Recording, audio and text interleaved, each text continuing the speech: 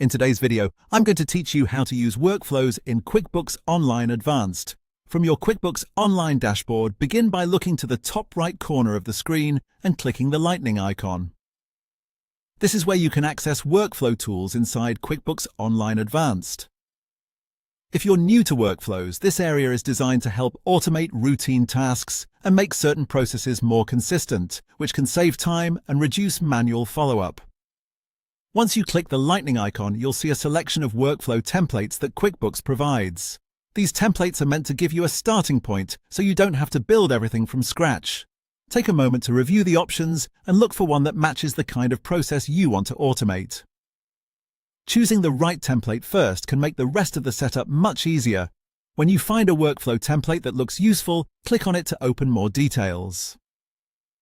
This will let you better understand what the workflow is designed to do before you activate it.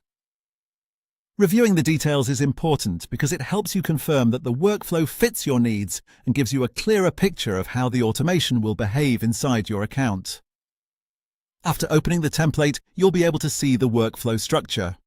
This is essentially a visual layout of how the workflow is organized. It shows the different parts of the process and how they connect to one another. Seeing the structure can help you understand the sequence of actions and conditions that make the workflow run. You can then click on each node within the workflow to edit its details. Each node represents a part of the automation, and this is where you can make adjustments based on how you want the workflow to function.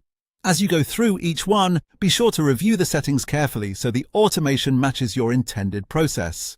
Taking a little extra time here can help prevent mistakes later. Once you've finished making your edits, go to the bottom right corner and click Save or choose Save and turn on if you're ready for the workflow to become active immediately. If you're still reviewing things, saving first is a good option.